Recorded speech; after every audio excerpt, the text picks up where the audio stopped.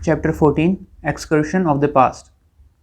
Mister Craddock को कहीं से भी केस के बारे में कोई भी सुराग नहीं मिल रहा था और बिना किसी सबूत या गवाह के वो भला किसी पर शक करे भी तो किस बुनियाद पर। ऐसे में क्रेडॉक को लगता है कि अब अपने सवालों का जवाब पाने के लिए मिसेस गॉडलियर से मिलने का समय आ चुका है और इसलिए वो बिना कुछ सोचे समझे पहली ट्रेन पकड़कर ही मिसेस गॉडलियर से मिलने के लिए रवाना हो जाते। स्टेशन पर उतरने के बाद भी उन्हें अभी भी 20 मील का सफ़र तय करना था और इतने लंबे सफ़र में उनके पास खुद को उलझाए रखने के लिए ढेरों सवाल थे। लेकिन एक सवाल जो केस से थोड़ा हटके था और जिसने मिस्टर क्रेडॉक का ध्यान सबसे ज़्यादा अपनी तरफ खींचा वो ये था कि आखिर इतनी बड़ी प्रॉपर्टी की मालकिन होने के बावजूद भी वो यहाँ सारी दुनिया से छुपकर अकेले क्यों रहती है। उन्हें जवाब पाने की इतनी बेसब्री थी कि उन्होंने यही सवाल उन्हें पिक करने आई वाली गाड़ी के ड्राइवर से ही पूछ लिया।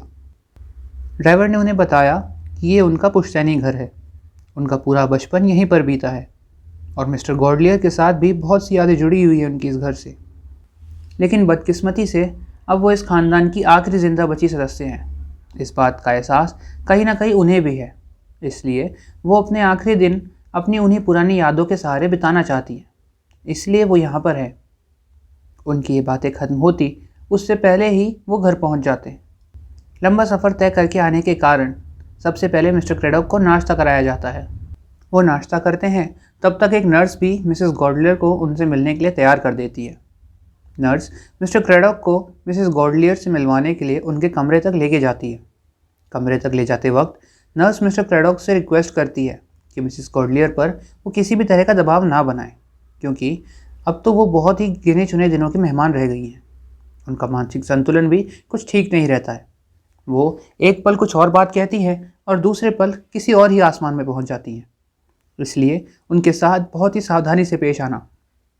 मैंने उन्हें दवा तो दे दी है, लेकिन पता नहीं उसका असर उन पर कब तक रहेगा। क्रेडॉक कहता है, आप ऐसा सब कहकर मुझे डरा रही हैं। प्लीज़ ज़रा मुझे ठीक से बताइए कि मिसेस गॉडलियर की हेल्थ कैसी है। नर्स क्रेडॉक से कहती है कि मिसेस गॉडलियर को तो अपने हेल्थ स्टेटस के हिसाब से कई साल पहले ही मर जाना चाहिए था, लेकिन उनके जीने के जज्बे ने उन्हें अभी तक ज़िंदा रखा है। लेकिन अफसोस की बात यह है कि अब उनके पास ज़्यादा से ज़्यादा केवल कुछ ही हफ्ते बचे हैं। इसी तरह से बातें करते करते वो दोनों मिसेस गॉडलियर के कमरे के बाहर पहुंच जाते हैं। क्रेडॉक को देखकर मिसेस गॉडलियर कहती है, मुझसे मिलने पुलिस वाले कम ही आते हैं, लेकिन सुना है कि आप लेटिटिया ब्लैकलॉक के मसले में मुझसे मिलने आए हैं। कैसी है लेटी? अब तो बरस हो गए उससे मिले हुए, काफ़ी समय बीत चुका है। वो ठीक तो है ना? मैंने सुना था कि उस पर कोई हमला हुआ है। क्रेडॉक को नर्स की वार्निंग याद थी, इसलिए वो मिसेस गॉडलियर पर किसी भी तरह का कोई दबाव नहीं बनाना चाहता था। इसलिए उसने मिसेस गॉडलियर को अपने मन की पूरी बात कहने दी और उसके बाद में ही अपने सवाल पूछना ठीक समझा। मिसेस गॉडलियर क्रेडॉक की चुप्पी भांपते हुए कहती मैं जानती हूँ कि आप यहाँ मुझसे पैसों के बारे में ही पूछने आए हैं, है ना? और बाकी सब वही सवाल जो लोग अक्सर मेरे पति की मौत के बाद मुझसे करने लगे थे, जैसे कि उन्होंने अपनी सारी जायदाद लेटी के नाम क्यों कर दी? क्या वो सिर्फ एक एम्प्लॉय थी या उससे बढ़कर भी कुछ और बाकी सब वही वाहियात और बकवास सी बातें। क्रेडॉक कहता है, आप सबकी खबर रखती हैं मिसेस गॉडलर? वे हंसते हुए जवाब देती हैं, उन्होंने सारी जायदाद लेटी के नाम इसलिए कर दी थी क्योंकि उन्हें मालूम था कि मैं लेटी से ज़्यादा नहीं जी पाऊंगी, क्योंकि वो मेरे सभी बीमारियों के बारे में अच्छे से जानते थे। हमारे घर पर अक्सर मेरी वजह से डॉक्टर्स का आना जाना लगा रहता था और इसलिए उनका ये मानना था कि शायद अपनी ख़राब तबीयत के कारण मैं लेटी से पहले ही मर जाऊंगी। और देखो ना, उनका मानना सच भी साबित हो रहा है। मैं ऑलरेडी अपने डेथ बेड पे हूँ। क्रेडॉक कहता है, आपका कहना ठीक भी हो सकता है मिसेस गॉडलियर, लेकिन फिर भी लेटी ही क्यों? आखिर आपका भी तो यही कहना है ना कि वो सिर्फ एक एम्प्लॉय ही थी, उससे ज़्यादा कुछ नहीं। मिसेस गॉडलियर मुंह बनाते हुए कहती है, ऐसा किसने कहा आपसे? वो एक एम्प्लॉय से कई गुना ज़्यादा थी हमारे लिए। शुरू से ही वो हमारे कंपनी के साथ जुड़ी हुई थी और अंत तक उसने यहीं पर रहने का फ़ैसला लिया था। इस कंपनी को यहाँ तक पहुँचाने में उसका बहुत बड़ा हाथ है। मार्केट में पैसा लगाते लगाते मेरे पति दिवालिया हो चुके थे और हमारे पास एक फूटी कौड़ी भी नहीं बची थी, न खुद को बचाने के लिए और न खुद की कंपनी को बचाने के लिए। और उस वक्त हमारी मदद करी थी लेटी ने। अगर उस वक्त उसने हमारी मदद नहीं करी होती तो आज हम शायद रोड पर आ चुके होते। अपने आखिरी दिनों में मेरे पति ने अपना आपा खो दिया था। उनको कंपनी के घाटे मुनाफे के बारे में कोई भी समझ नहीं रही थी। उस वक्त भी सिर्फ लेटी ही थी जिसने कंपनी को बनाए रखा। वो बाकी एम्प्लॉयज़ की तरह नहीं थी। इतने साल उसने यहाँ पर काम किया, लेकिन कभी भी किसी ने उसकी कोई शिकायत नहीं करी हमें। मेरे पति भी उस पर बहुत भरोसा करते थे। भाई बहन सा रिश्ता था दोनों में। लेकिन लेटी के परिवार में किसी की मौत हो गई थी, इसलिए उसे हमारी कंपनी छोड़ के जाना पड़ा। उसके जाने के बाद रैंडल हमेशा अपने वारिस के बारे में ही सोचता रहता था कि आखिर इतना सब वो किसके नाम करके जाएगा, क्योंकि हमारे इकलौते बेटे की मौत तो 2 साल की उम्र में ही हो गई थी। रैंडल को हमेशा लगता था कि सिर्फ लेटी ही इन सब की असली हकदार है और एक वो ही है जो कंपनी संभाल सकती है उसके बाद। मिस्टर क्रैडॉक उन्हें टोकते हुए कहते हैं, मिसेस गॉडलियर, आपका कहना है कि आपके पति का कोई वारिस या रिश्तेदार नहीं था, लेकिन जहाँ तक मुझे पता है उनकी एक बहन भी तो है ना, सोनिया नाम की। वो अपनी जायदाद उसके नाम भी तो कर सकते थे, उन्होंने ऐसा क्यों नहीं किया?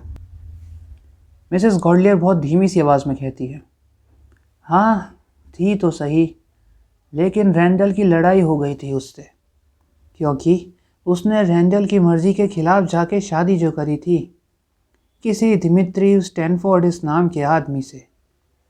रैंडल को लोगों की परख थी और इसलिए वो उसे शुरू से ही पसंद नहीं था। रैंडल हमेशा कहता रहता था कि दिमित्री एक क्रिमिनल है, मैंने पता लगवाया है, वो सही इंसान नहीं है सोनिया। लेकिन सोनिया ने उसकी कभी कोई बात नहीं मानी। रैंडल के लाख समझाने के बावजूद भी सोनिया ने उससे शादी करी, जिससे रैंडल बहुत नाराज़ हो गया था। अगर सच कहूँ तो रैंडल टूट ही गया था अंदर ही अंदर। कितनी अजीब सी बात है ना इंस्पेक्टर, पल भर के प्यार के लिए लोग कई सालों के रिश्तों का गला घोट दिया करते हैं, वो भी बिना कुछ सोचे। इस पर क्रैडॉक कहता है, आप बिल्कुल ठीक कह रही हैं मिसेस गॉडलर, लेकिन क्या शादी के बाद सोनिया बिल्कुल अलग हो गई थी अपने भाई रैंडल से? जी इंस्पेक्टर, उनमें कभी सुलह नहीं हुई, लेकिन वो मुझे खत लिखती थी। उसका आखिरी खत मुझे उसकी शादी के करीब 18 महीने बाद मिला था, जो उसने शायद बुडापेस्ट से भेजा था। मिस्टर क्रैडॉक एकदम से उत्सुक होते हुए पूछते हैं, क्या लिखा था उस खत में? क्या आपको एड्रेस पता है कि वो खत कहाँ से आया था? क्या मैं वो खत देख सकता हूँ मिसेस गॉडलर? मिसेस गॉडलियर कहती है, वो खत मैंने रैंडल को सुनाया था। उसके बाद वो कहाँ गया पता नहीं। सोनिया ने लिखा था कि उसे ट्विन्स हुए हैं, जिसका नाम उसने पेप और एमा रखा है।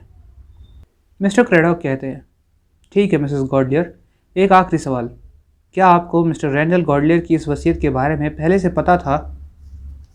मिसेस गॉडलियर मुस्कुराते हुए कहती है, मुझे सबसे पहले पता था इंस्पेक्टर। असल में जब उसने ये वसीयत बनवाई थी तो मुझे ही सबसे पहले सुनाई थी। तब मैंने उससे सवाल भी करा था कि अगर मुझसे पहले लेटी को कुछ हो जाए तो इस जायदाद का क्या होगा। इस पर रैंडल ने कहा था कि तुम ही बता दो कि फिर मैं क्या करूं। मैंने उससे समझाते हुए कहा था कि अगर ऐसा हो तो तुम अपनी सारी जायदाद अपनी बहन सोनिया के नाम लिख दो। सोनिया का नाम सुनते ही तो रैंडल जैसे आग बबूला हो उठा था। मैंने उसे समझाने की कोशिश करी, लेकिन वो सुनने वालों में से नहीं था और आखिर में उसने अपनी जायदाद पेप और एमा के नाम करने का फ़ैसला लिया। अपना जवाब मिलते ही क्रैडॉक वहाँ से जाने लगता है कि तभी मिसेस गॉडलियर उससे कहती है, आप लेटी का ध्यान रखना इंस्पेक्टर, मैं नहीं चाहती कि इतने अच्छे इंसान को कुछ हो। आप उसे सबसे बचाइएगा, उसे कुछ नहीं होना चाहिए इंस्पेक्टर।